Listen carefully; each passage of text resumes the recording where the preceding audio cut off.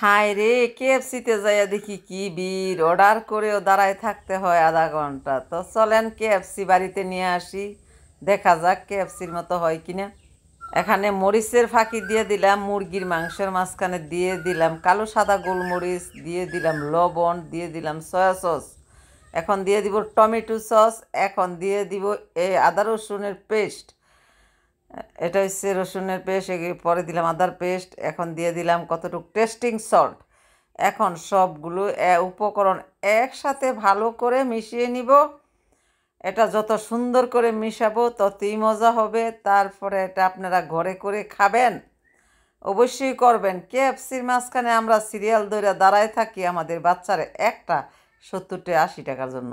এখন দিয়ে দিলাম 2টা ডিম, এখানে 2টা ডিম দিয়ে দিলাম, মুরগিও ছিল 2টাই, অনেকগুলি মুরগির মাংস। এখানে এই ডিমগুলো একসাথে ভালো করে মেখে নিব। ভালো করে মেখে নিয়ে দিয়ে দিলাম কতগুলি গমের সুজি। গমের সুজিটা দিলে কি হয়েছে, একটু মচমচে হয় আর কি, সেই জন্য গমের সুজিগুলো দিয়ে দিলাম। গমের সুজিগুলো দিয়ে একটু মাখাইয়ে দিয়ে দিলাম এখানে ময়দা। ময়দাগুলি দিয়ে মাখাইয়ে পুনরায় যদি সাদা ময়দা আবার যদি শুকনো ময়দা দিয়ে করা যায়, তেলগুলো নষ্ট হয়ে যায়, কিন্তু কেএফসিটা অনেক মজা হয়। সে আমরা যখন ঘরে সবসময় করি তখন একবারে মেখে নেই, এভাবে মেখে তারপরে ঘরে করে খাই।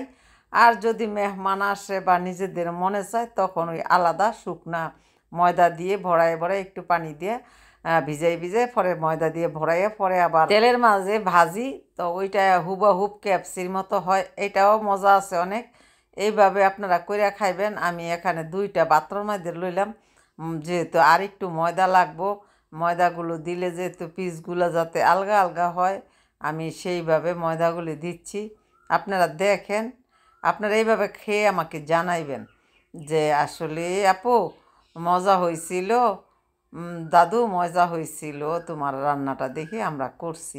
তো অবশ্যই সবাই ট্রাই করবেন। সবাই কাজ করলে, ঘরে কাজ করলে দোকানের মাঝে এত এদের ভিড় থাকবে, এত চাহিদা থাকবে না। আমরা যদি ঘরে সবাই কিছু কিছু করে খাই তো হয়তো এদের চাহিদাটা একটু কমবে, দামটাও একটু কমবে।